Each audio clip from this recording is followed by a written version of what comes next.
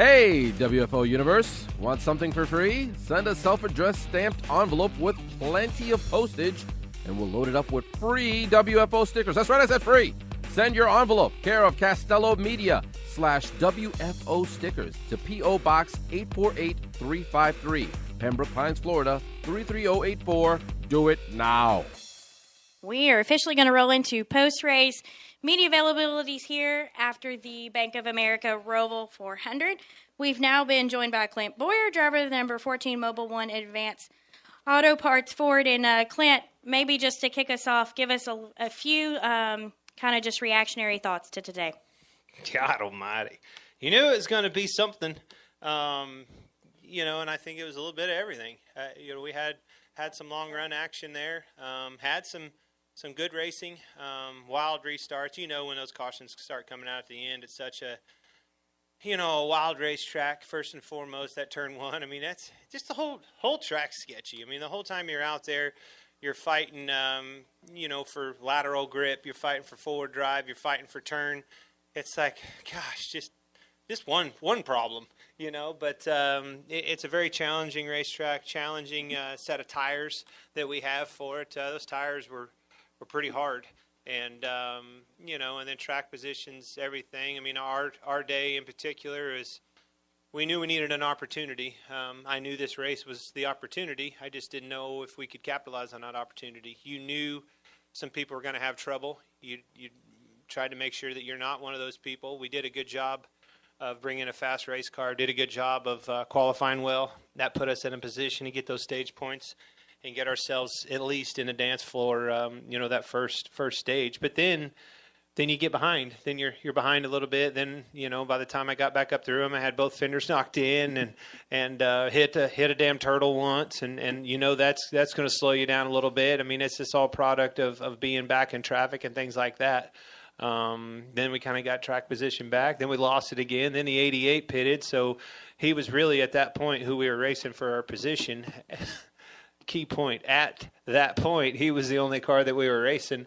When he pitted, we pitted, 12 pitted, and, then it was kind of a race between us and the 88. I knew as long as I kept him at arm's reach, I thought I could be all right. But then we start catching those lappers. If he gets to him before I do and things like that, it could be tricky. But nonetheless, I don't know what all happened. Then at the end, it's mass chaos. I don't know if that knocked Jimmy out or not, but that's I bet he's super bummed if it did. It did. It did. In a three-way tie. In a three-way tie? Yes. He lost a tie? That's hard to believe. But, I mean, you knew something was going to happen at this deal. Everybody knew. Everybody dubbed this the wild card race. And I guess, I'm lucky that I survived it, but I'm happy for our sport that it lived up to the expectation, up to the hype that you guys all sold. So, let's go back to business. I knew that this first set of first round was going to be tough. When the 48 blew that tire and knocked us in the fence and crashed us at Vegas, I knew that put us in a hole that was going to be hard to overcome.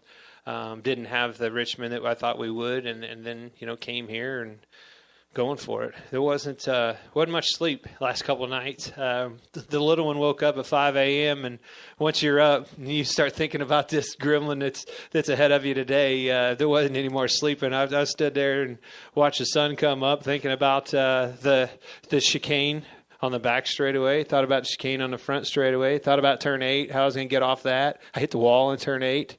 Thought about restarts and things like that. So. Now it's time to think about a cold beer because, my God, I want one. All right. We're going to take questions for Clint. If you have one, please state your name and affiliation. All right, let's see. Let's start up front here. Jeremy Pike, Independent Tribune here in Concord. You mentioned the backstretch chicane. That was on a lot of people's minds. With that modification with the tire barrier, how did that clean that up and make Heartburn turn kind of the focal point? Well, it definitely took the catastrophic wreck out of there and at least one or two cautions. I mean, you saw that those – I don't know why we're calling them turtles, but they were damn speed bumps. The blue curbs were had a lot of tires, black marks on them and things like that halfway through the race, that if those tires would have still been there, would have been some massive carnage back there. I hit those the blue ones once, and if you touched those blue ones before, you were clipping the tires and probably ruining your day. So, you learn. Obviously, Marcus, everybody, the sport. This is something new. It went down pretty well. I think it was a lot of fun to be able to compete. Nerve-wracking as hell on our part, but nonetheless, it was a lot of fun challenge. The challenge of competing on that racetrack, that backstretch chicane, it's pretty fast, and I think if there was an area to fix the race, we could look at that, doing something back there. But heartburn, that was a heartburn. Ended up being a heartburn on a lot of people's parts. I don't know about the 12, though. I'm going to speak my mind on that. I guess they just couldn't come up with where everybody was at when the caution come out, because I'm pretty positive he was over in a pile up when I went by him and look up and finally the caution come out, and then all of a sudden they put him in front of me. Then he won the race, lucky little turd. So that could have been me. So, can you protest? No, it was. Hey, he come a long ways. He and I were racing for a position for most of the race. Alex Bowman did a good job. Those kids. Alex tore one up in the test. He was a kid that I thought that I could beat for this thing, beat out of it. And then Blaney, he tore a lot of stuff up here in practice and things like that. Got those problems behind him and ended up winning. So, it's neat to see those kids be able to rise to the occasion and did a damn good job. Won the race. All right, I believe we had another question. Peter?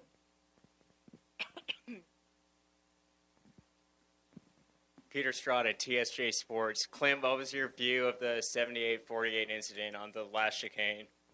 Smoke and cars everywhere. Did you see what? And then I'm thinking, you go from, I think I'm in, to, oh, well, don't hit one of these guys. What are they going to do? I was thinking I was pretty much thinking you were thinking the same thing, weren't you? I can't remember who it was backed up against the wall, but if he'd have put that in gear, he'd have smoked both of us. I was like, oh, please don't pull out. The sun got you? How about the smoke? And then just the fact that it happened, my eyes were pretty big. Just because I contributed, you don't have to make fun of what I said, all right? But we pretty much make fun of each other nonstop when we're around each other, and then he beat me, and I guess you did a good job. All right, we've been joined by a few additional guests here.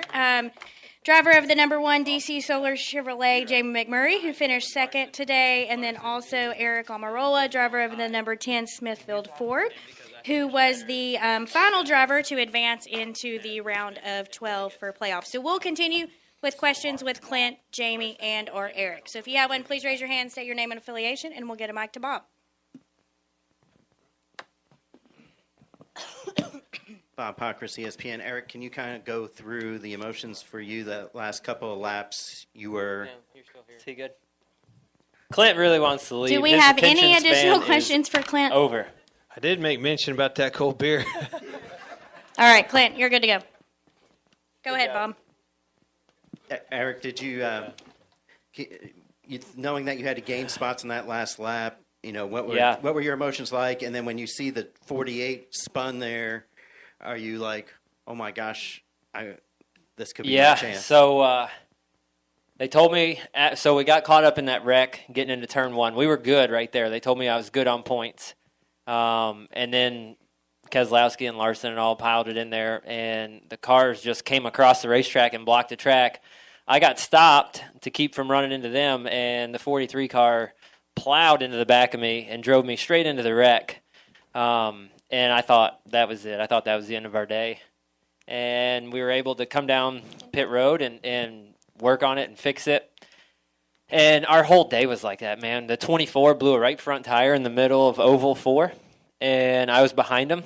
And I was trying to go to the outside of him, and he kept coming up. And I smashed the wall and had to come and pit because we were going to blow a tire.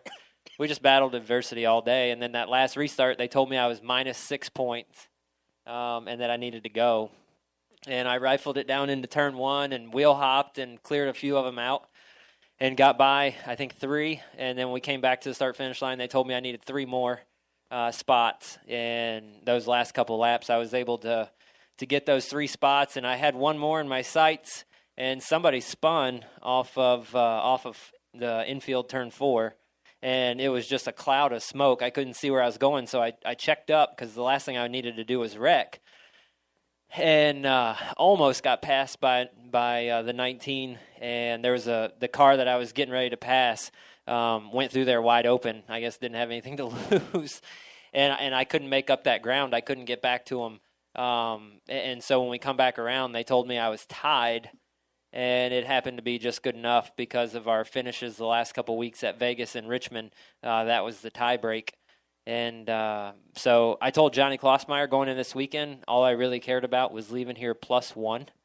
And turns out +0 is good enough. All right, we'll continue for questions. Jacob, we'll get a mic to Jacob, please. Yeah. Jacob Seelman, Speed Sport Magazine. Actually, since he just walked in, I can apply this for both Jamie and for Kyle.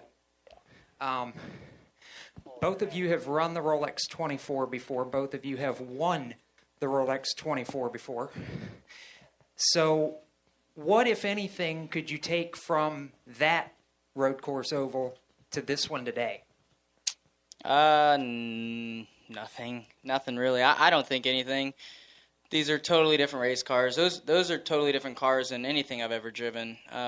So they have a lot better brakes, a lot better grip, traction control, everything. So even if we were to take a cup car onto the Daytona ROVAL, I mean, it wouldn't even compare, I don't think. So I don't know. It's just it's just a different deal. Yeah, I mean, the only thing to me that this track reminded me of Daytona, is, especially with the splitters, is that in the Rolex car, you could go really quick through the back bus stop if you used more curb, but every time you did, it would just destroy the splitter. And that was kind of the same way here today. You could get fairly aggressive, but as far everything else is just so much different. You know who you're racing with. In the Rolex race, half the guys you're around, you don't even know who's in the car, and it could be somebody different every time you catch the same car. So it's pretty. I mean, it's so much different. Do we have any questions in the press box?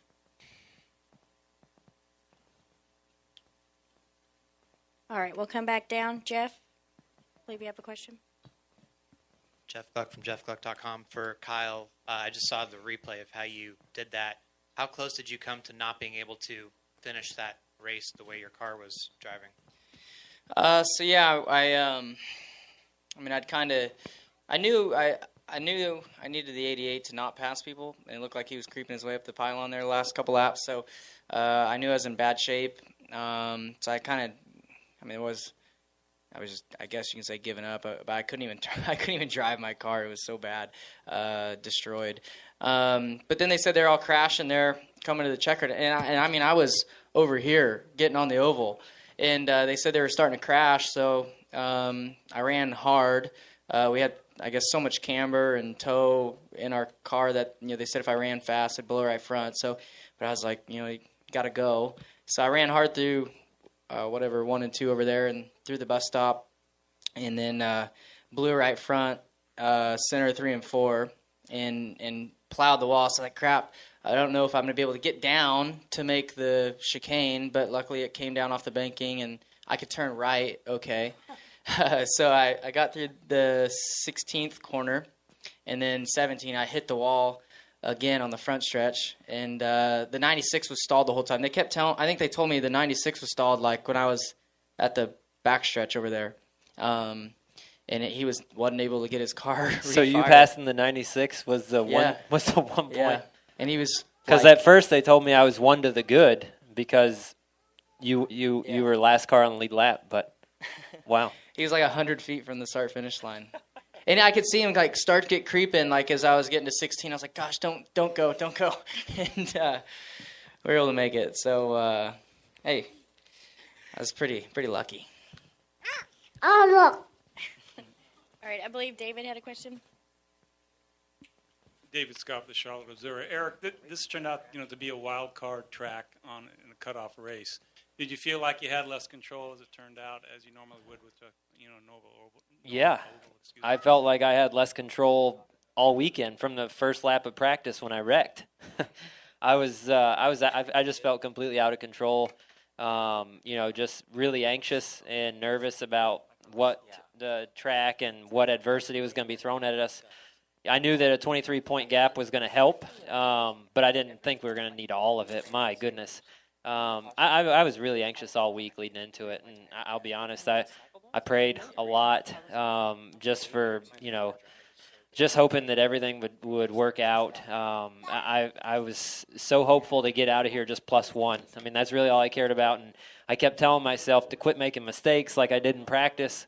I wrecked my race car twice, and both times my guys had to work to fix it. And it was just one of those weekends. It was just wild and crazy and out of control. And I felt so helpless so many times throughout the weekend. And I just kept telling myself, survive, force those guys to beat you. Like, don't beat yourself. Don't finish 38th because you're wrecked. Survive and see what happens. And if they beat me, they beat me, but don't beat myself. And then it seemed like every opportunity for something to go wrong, it did. Like, I was getting ready to pass the 24 because he was coming to pit, and he blew a right front, and I pounded the wall. So we had to come down pit road, fix the damage, and clear the tires out. And then the big wreck getting into turn 1, I was going to miss that. Everything was going to be fine, and got piled in and drove into it. And we had to fix that. So it was like one thing after another. It just kept compounding through the whole weekend. And I'm just really grateful and really happy to be in the position that I'm in. And, I told Johnny and all the guys on my team, I'm so proud of them. I mean, this weekend was one of those weekends where, you have to dig in deep and keep battling. And that's what we did. We battled all day and all weekend, and we were able to get just enough. Yeah, it didn't even take +1. +0 was good enough. I can't believe it. All right. Any questions upstairs? All right. Any final questions downstairs? Okay. Peter.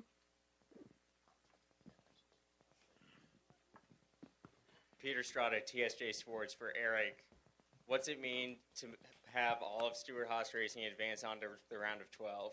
That's a really big deal. So, going into the playoffs, we took a team photo at the shop with all 4 teams and everybody in front of the shop because that was the first time in company history that they've had all 4 cars in the playoffs. So that was a really cool moment and a really cool, for the team and the shop. Something to be proud of for all those people back at the shop. There's close to 400 employees at Stewart-Haas Racing, and every single one of them plays an integral part to get all 4 of us to where we're at. And to have all 4 cars make the playoffs, and then now have all 4 cars make it to the round of 12 is pretty special. Obviously, the goal is to have all 4 cars go to Homestead and battle for a championship. Whether that happens or not, we'll see. It would take a lot of things to happen right. But, just really proud of everybody at the shop and everybody at Stewart-Haas Racing because that is a really big deal to have 4 out of the top 12 cars going to race for a championship. All right. Any final questions? All right. Thank you guys for coming in. We appreciate it. Best of luck next weekend. Ladies and gentlemen, while we're waiting on our winning team from today, I went ahead and I brought in our president and general manager, Marcus Smith, for a couple of minutes. Marcus, this has been a lot of fun today. Why don't you give us your impressions and reactions after a great race? Wow. Well, sitting here makes me feel like I just won the race. And it was really an amazing day, a 3-year journey to get here, and everything just kind of culminated today and throughout this week. I think everything that we saw on track, the competition was really phenomenal. The track was very raceable, and we saw cars go 2 wide, 3 wide, and a couple of occasions where there's a lot of concern about the width of the track and being able to race without a lot of red flags. So.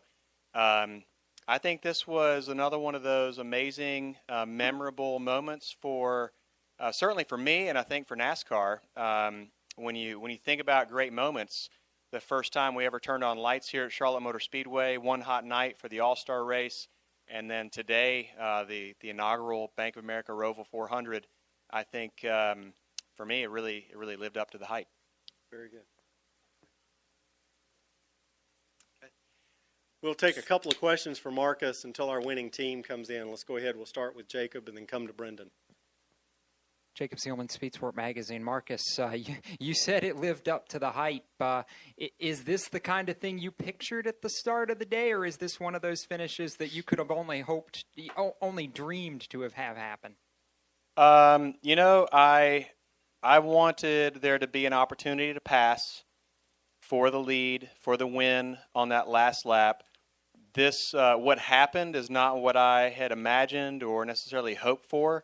I think it was incredibly exciting. The roar from the fans was all I needed to know, that was the moment that everybody will remember for a long time. And I think it was certainly more than I had expected and hoped for in terms of the excitement for our fans. You mentioned one hot night. Where do you think this finish today is going to rank as far as NASCAR lore years down the road?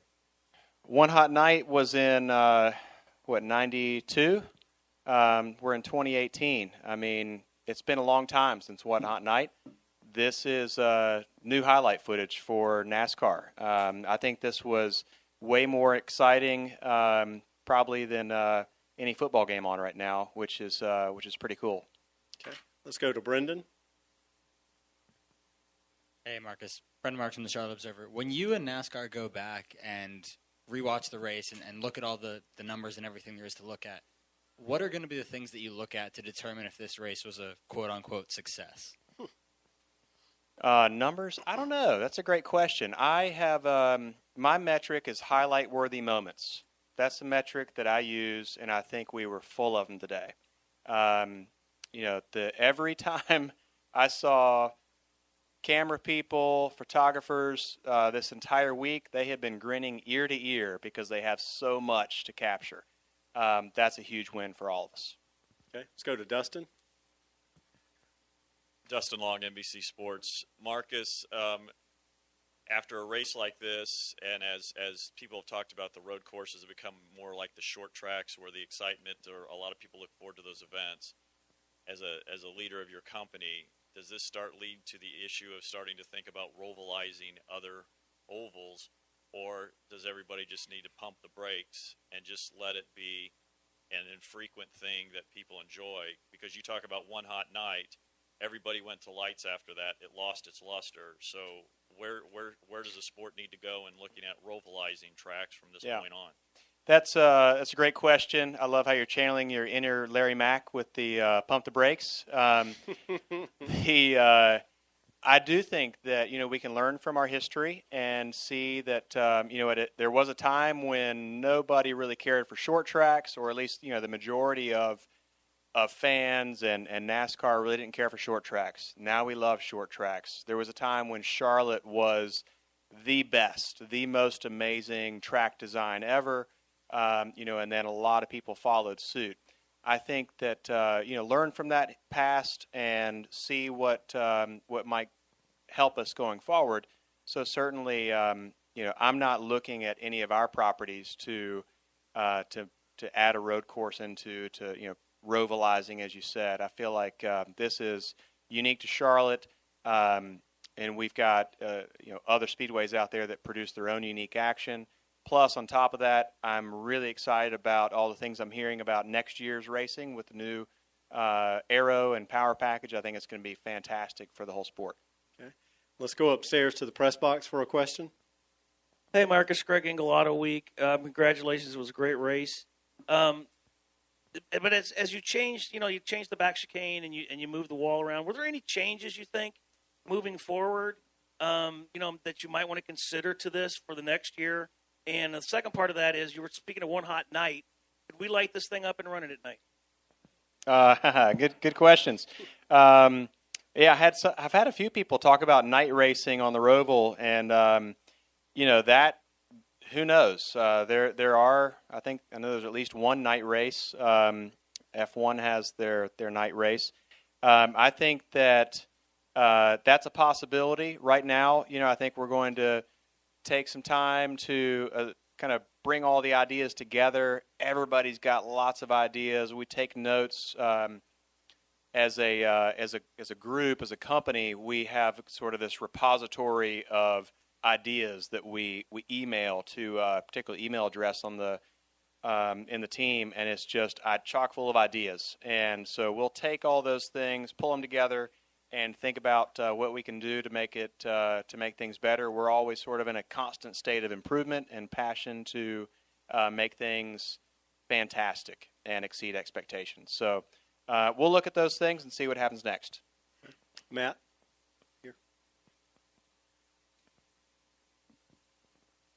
Matt Weaver, Auto Week. I had the night race question as well, but one more for you.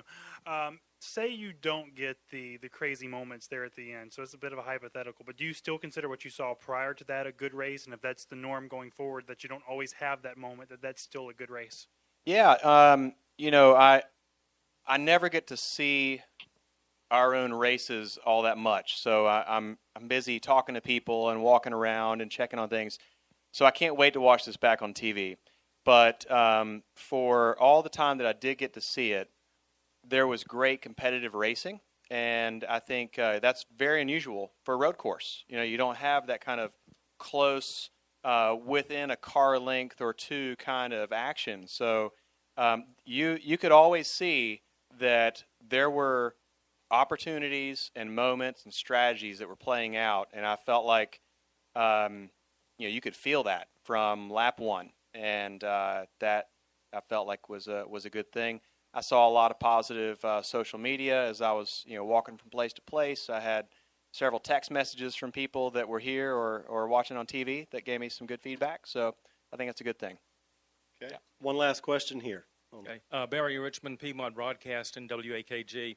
Marcus, I want to just expand beyond just the ROVAL, but this year for Charlotte Motor Speedway, the 600 restrictor plates with the All-Star, and then, of course, here. Did that just culminate this year? I mean, from the standpoint of the planning that went to 2018 being such a mark year for Charlotte?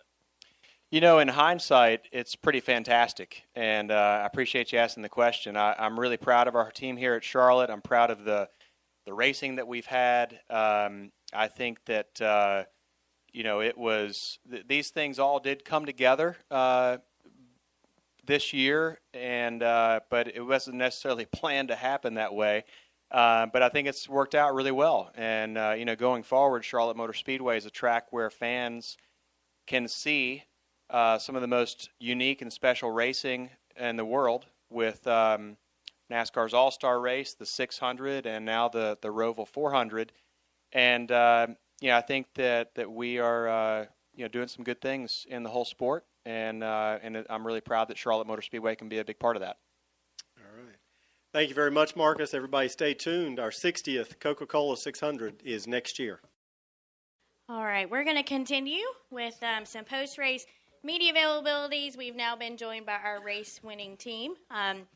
The team owner, Roger Penske, who I know does not need any elaborate introduction, and also the winning crew chief, Jeremy Bullins. And Jeremy, we'll just go to you quickly for a couple of opening comments to kick us off. Just a little bit about the overall race and kind of there at the end, what your reaction was when you realized that Ryan had come home the winner. Yeah, for us, the race keyed a lot off the stage points. Being what our situation was coming in, we needed to get every point we could today. And so we made a play to win stage 2, and knew we had our work cut out for us to get back to the front because of that, but it just worked out. The play that we made panned out in the last stage. We had fresh tires at the end, and the cautions were working out for us to gain some track position, and we were in position, when those guys got together on the last lap that, I think since everybody first saw the track map, we said coming to the checker is going to be interesting, and it was, and it just worked out. We were in the right place at the right time. All right, and Roger, just your thoughts on kind of the first edition of the ROVAL and what you kind of thought of today's race. Well, I think everyone wondered what was really going to happen here with the ROVAL, and lots of the drivers, the teams were, wow, it's going to be something. But I think the fact that it was the cutoff for the next playoff made it more interesting. There was so much strategy going on, a lot of racing, and I think obviously the end and with Brad and certainly the 42 there at the end, it was a terrific show.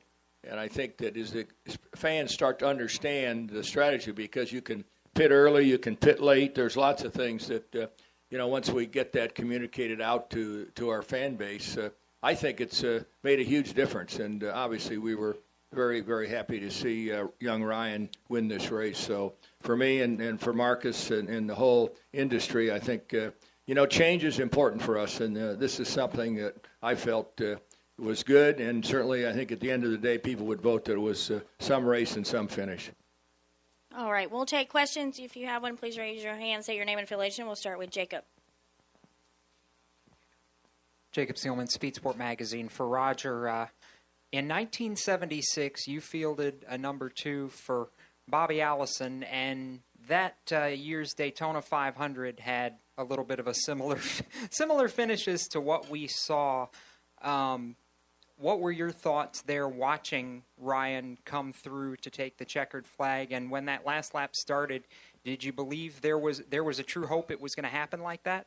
Well, I think we should go out and look at the right front fender on the 12 car, because when we had the mess down there in turn 1, he got into the 21, quite honestly, and we weren't sure. There was some talk that we might have a tire rub, but we just needed to finish those 3 laps. He was in great shape to make the next stage for the playoffs, and that's really what we were focusing on, getting those early points. I think Jeremy had a great call there, and then when we came in, we had plenty of fuel. So at the end of the day, it just the clouds kind of parted, and I hate to see Jimmy not being in the playoffs.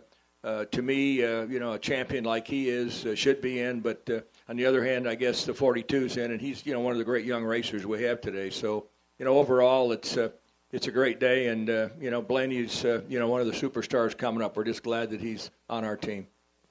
All right, Dustin, and then Peter. Dustin Long, NBC Sports. Roger, a little bit to your right, up over here. Sorry. You've been a track promoter. You've got the Detroit race. You talk about change is good. So this was something unique. Is this something, even with the new package coming up to help the ovals next year, is this something more tracks or the sport should look at, is kind of creating this type of environment, or can there be did this show that these cars can run on a street course like your Detroit course at some point? Well, I think that I say change is good. As we come back to some of these locations, maybe the second event or the first event is different. And, you could say you could almost run on the road course at Daytona. Think about it. I mean, there's plenty of places that try to utilize their facility for more than just one major event. So I think this will put a lot of the promoters their thinking caps on to determine what they can do.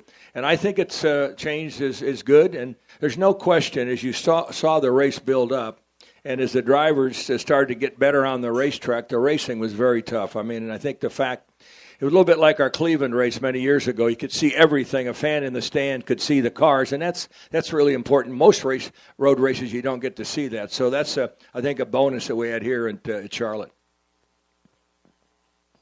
Well, I guess if we can get big enough barriers, because if we had a full street course, I think it might be interesting. But I think that we got to look at that. I think there's somebody want to do that and put that on. It would be very interesting. But the difficult thing on a tight street course is the size of the pit lane. Typically, we're running 22 or 23 cars. You start getting 40 out there, and the size of the pits and what we have to do might be a little bit of a problem. But look, I think we can try anything. All right, Peter, and then Bob. You get a microphone. Go ahead.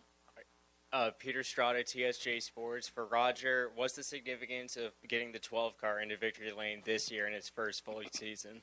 Well, listen, when you think about it, 7 out of the 12 cars that are in the next stage are all Fords. And to see the Stewart Haas has 4 and we have our 3 guys is, pretty exciting. And, we're sitting there on the edge, both for the 22 and 12. We've had good cars, good racing, but, again, this is what it's all about. But, for Blaney, it'll just propel him to be that much tougher as we go into the next stage. All right, Bob? Bob Hawkers, ESPN. I had 2 for Roger. First, how big do you think it is for Blaney to make this next round and to get a win? Everybody's been looking for the young guys to kind of to win and be a little stronger? Well, that's what I thought. When you think about Chase and you think about Blaney, they've run well, but they got wins this year, and for him to get in, Bob, to get in the playoffs, this next stage is monumental for his career, and I think his confidence. In fact, he said to me in Victory Lane, he said, "Look, I can really go in this next stage," because he likes those tracks. But I think overall, we got to give him the credit, and certainly Jeremy and Andrea Mueller. Is our engineer on that car too? Should give her a lot of credit for what she's done. Bringing that car to where it is, right, Jeremy? Absolutely. And I also want to ask on a separate topic. Dover's going to have a kiosk in their fan zone next week where people can bet on the race. They'll be able to bet on NFL games, anything you can bet on the casino inside. Are you in favor of that? Well, I might be in favor of going to Las Vegas and betting, but I'm not sure I'm ready to bet on a NASCAR race personally. Bob, I can't really. It's not something I focused on at all. Obviously, they have the capability in Delaware because they've got the track. They have betting. I think that maybe for there it might work well. But, some states will allow it, some states won't. So I think it's something that the industry really has to focus on and determine whether it's something we should do. At this point, I don't really have, a position on it, and I don't know that's an option for us on a longer term. All right. Barry? Yes, Barry, Richmond, WAKG, Piedmont Broadcasting Corporation. This question is for Roger. A few weeks ago on my radio show, I talked about the Penske organization maybe peaking at the right time, and this was when Brad Keselowski finally got a win. Joey had gotten his, and then, of course, Blaney was starting to look stronger. Can you talk about some of the efforts that have gone into this season for you all to get where you are at this point for 2018? Well, I think, you work these entire 28 weeks with equipment that you've worked on. There's been some rule changes in between. We've done some things, but the focus in building the cars, for this playoff period was something we focused on. Our R&D guys should get a big piece of credit for that because they've been working on evolutions of the cars we have for every week. In fact, we'll have new cars every week with something new on it, we hope, as we go forward, over the next several weeks. So, it's a focus. I think all the teams continue to bring better stuff. I don't think we've been to a track lately that we didn't have something different than the previous week. So I think that's the industry right now. All right. Any questions upstairs in the press box? Lee Spencer, Racing Boys Stock. Roger, when I saw you in August, you said that you guys were working on something. Were you referring to the cars? How much will your IndyCar group start working with the 3 Cup cars to kind of push them through to the end of the playoffs? Lee, I couldn't quite understand it. Could you say it again, please? Sorry. Yes. When we talked at the IndyCar race at Gateway, you said you guys were working on something. Was it specifically just getting your cars better for the playoffs? And will your IndyCar group work with the Cup guys to kind of help, propel them through the playoffs? Well, I think that, from the road racing perspective, we've got lots of information and things the way we set our cars up on Indy. Some of it doesn't transfer, but I think there's a cross-pollination that's really happened here over the last several months, and certainly as we focused, on these cars, a lot of that's certainly paying off. Don't you think, Jeremy? Yeah, absolutely. Everybody at the shop's worked really hard the last few weeks, and the car, like to Roger's point, the cars that we had here, there was a lot of effort that went into making these the best road course cars we could have, being the playoffs, and everything we've got coming down the pipeline, speedway cars, intermediate cars, short track cars. We're working really hard to make sure we're bringing the best stuff every week. And can you both address Brian? Thank you all. All right. Any additional questions upstairs? No additional questions. All right, we'll come back downstairs. Any final questions for Jeremy or Roger? All right. Congratulations, guys. We appreciate you spending some time with us. All right, we've now been joined by our race winner, Ryan Blaney, driver of the number 12 Menards Pennzoil Ford, and we know that everyone is obviously on deadline and looking for some comments from Ryan. So we'll just open up for questions. If you have one, please raise your hand, state your name and affiliation, and we'll start with Jacob. Jacob Seelman, Speed Sport Magazine. 2 for you, Ryan. First, how big is this victory for you, not just as your first win as a member of Team Penske, but the timing of being able to pull this off today with the playoffs and knowing that you were in a precarious position coming into it? Yeah, we were. That's kind of one of the thoughts in the back of our head, and the strategy for the race was, really don't give up stage points and try to maximize on that side of it. And we did a really good job of the strategy of being able to win that second stage, and stretch it on fuel and win that stage. That was really big for us. That kind of set up our whole day. Even though we had to go to the back and pit again, we were able to kind of put ourselves in a spot to where towards the end of the day we were just racing the 88 and 14, and we were just riding, right in front or behind in the 88, just because we didn't want to let him out of our sight. So when he pitted towards the end of the race, we pitted just to stay on the same strategy. Same with 14, but we put ourselves in a spot to capitalize on something happening, and we did. But really big to be able to win for Roger. Obviously that's not the way I'd want to do it. Obviously I want to go out and dominate the race.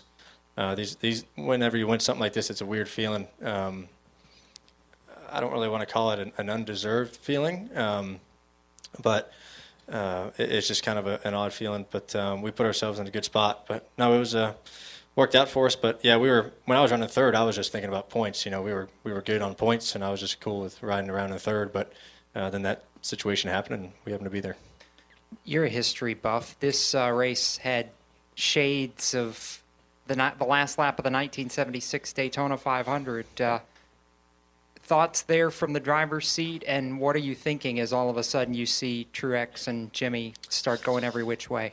Coming when I got out of the bus stop, I could still see them through the oval 3 and 4, and they were really close to each other. Jimmy was almost pushing him. I'm like, they might get physical here, and I don't know what happened. By the time I got to him, or by the time I was able to see something, Jimmy was sideways, and I'm sure they just tried to outbrake each other, and which can't blame them. They're going for the win, of course, and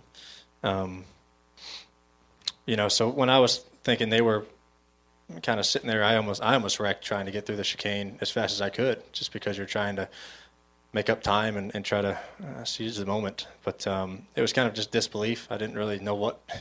You're just kind of shocked that something like that happens, and that you're lucky to be in that spot. Luck has not been on our side very often, and sometimes you find a nut. But it was good to have happened. It's just not good that happened. It just luckily it worked out for us. All right, Brendan. Hey, Ryan. Brendan Marks from the Charlotte Observer. First off, congratulations. Thanks. Second, we've heard a lot about this race the past few months, weeks leading up to it. Now that it's over, regardless of the finish, how would you describe it overall, and would you consider it a success? Yeah, it was a tough race. I'm pretty worn out. The racetrack is really, really difficult.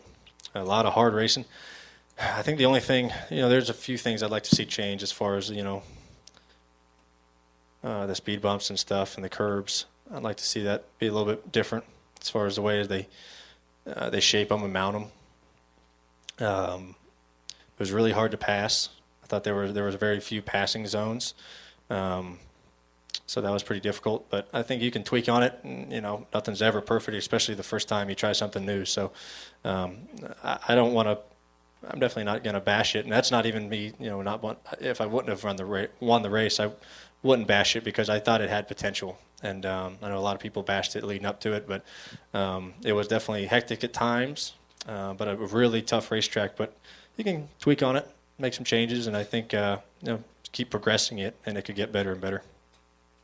All right, Bob, do you have a question?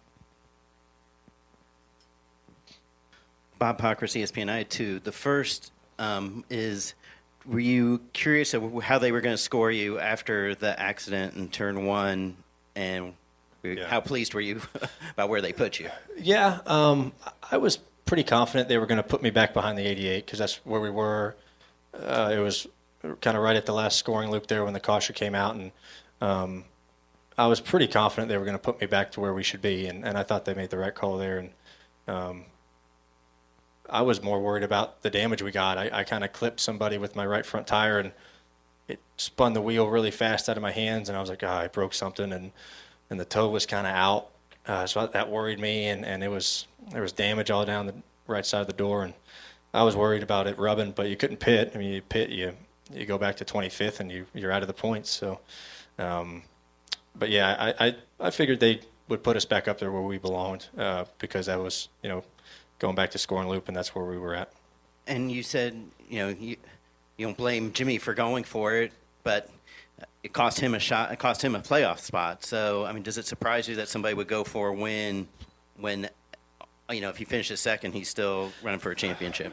Yeah, I didn't know where his spot was. I didn't know his position in the race. He didn't either. Yeah, I didn't know where he was sitting. But yeah, I can't speak on it just because I'm not him. I don't.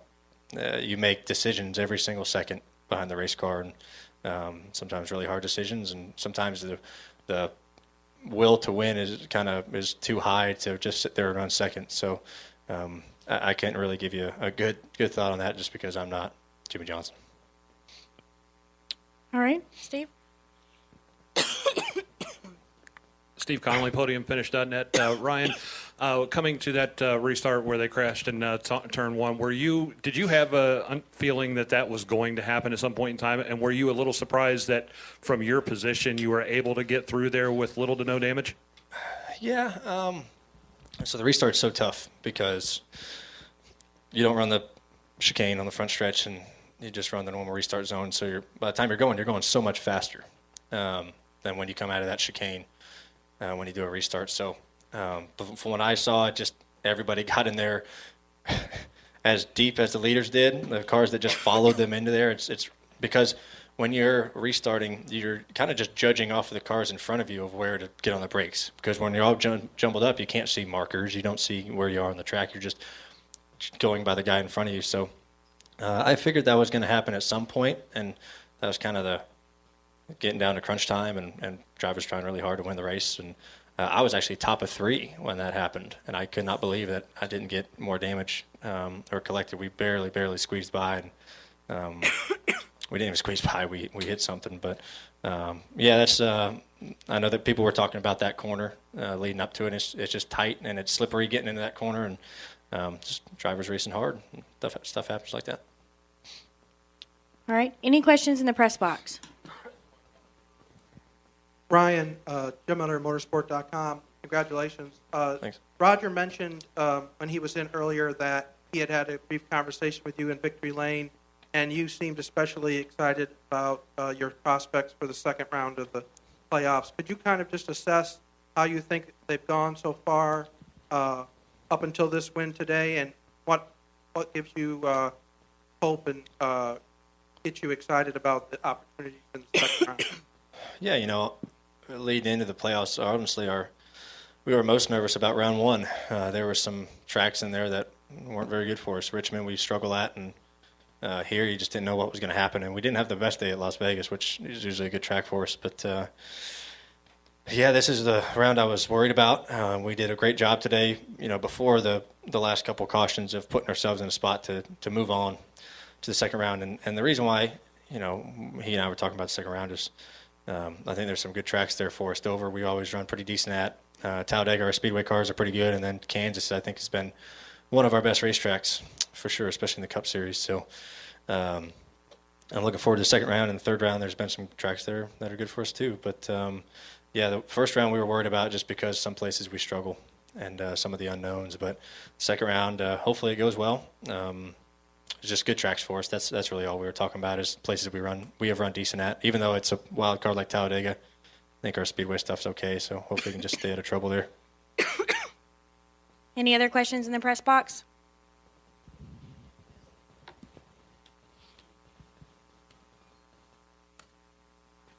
All right. We'll come back downstairs. Any final questions downstairs? Okay. We'll go Dustin, and then Peter will wrap up with you. Dustin Long, NBC Sports. A couple questions, Ryan. First off, although there were unknowns going into this race, did anything surprise you about how it went, or how the race went, or what you went through today? Surprised me? Really, the only thing that surprised me was the ending. I didn't expect that to happen. But as far as the racing today, or what the track kind of went to, not really. Nothing really shocked me as far as the racetrack went or how things raced. I thought it was pretty much of what we thought. I thought it was calmer than what it was going to be. I thought there was going to be, the first 3/4 of this race was pretty calm. There wasn't really any pileups or big wrecks or nothing like that. There was a couple cars going off here and there, but and even towards the end, there wasn't massive wrecks or nothing like that. So you really just had that one, and so I think maybe that was something different. And I kind of got that feeling yesterday in the Xfinity race. There wasn't really any of that. There wasn't any big pileups. So I think everybody respected each other out there for sure, but at the same time had really hard racing. But nothing really surprised me too much as far as the racing went. And can you further just kind of explain when you talk about you referenced the undeserved, I think is the word you use, feeling. I mean, obviously I know every racer, like you said, wants to just just dominate the field, but I mean, I'm sure there's still a lot of joy, or is it tempered, or can you kind of give me a little better of what you're feeling in that sense? Yeah, I'm actually happy you asked another question because I didn't think I described it very good the first time. You're happy that it's worked out for you. You're happy you won the race. You're happy for the team to do that. But me personally inside, there's some of me, I'm happy. I'm like, all right, this is great. We put ourselves in the spot to do this. But, you don't want people to look at it. And I don't want people to look at it and be like, oh, you just won because the two guys wrecked. And that's what it was. And you don't want to be kind of overjoyed about it, I guess, but you have to have some pride in it, I guess. It's a weird feeling. Like I said, I hate using that undeserved word because they deserved it because we put ourselves in that spot. I don't know if I don't have the vocabulary to describe the feeling, but it's just I've never won a race like that before. I've never, in any race I've ever been in, quarter midgets, late models, legend cars, I've never been running third and the two guys wreck each other and I win the race. So that's kind of just a weird feeling, but you enjoy it. You try to be as humble as you can about it because you know that you weren't the best car today. So I think being humble is a very big part of it. But at the same time, celebrate because you got to take them how you can get them. And we did our job and the points to move on to the next round, even if we didn't win the race. So that's something you have to be very proud of. And I think just a bonus is winning the race and things work out for you that way. Hopefully I described it good. It's kind of hard to describe, but yeah. All right, and we'll take our final question from Peter up front. Peter Strada, TSJ Sports. Ryan, being from High Point, talk about the significance of you winning at Charlotte Motor Speedway. Yeah, High Point, about an hour up the road, and we did that.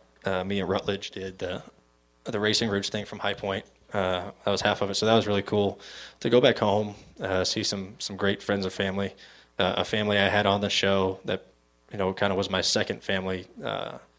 Their son, my best friend, was here today, so that was pretty cool to have him out. But yeah, it means a lot. I consider this a home racetrack for sure, like a lot of guys. But I came here all the time, watched my dad race, and this is the first race my dad's been to in about 6-7 weeks. He finally got a weekend off of racing the All-Stars, and you need to come more often. You might be a good luck charm. But it was cool to have the whole family here. My mother was here. My 6-month pregnant sister was here, so that was good. And we were just missing one of them. But it was cool to have the family here. And but yeah, High Point and being so close to this place, it brings back a lot of memories whenever I go back home. Well, Ryan, congratulations on moving on Thank you, guys. to the round of 12, and congratulations on the win today. We appreciate you spending some time with us. This is WFO Radio.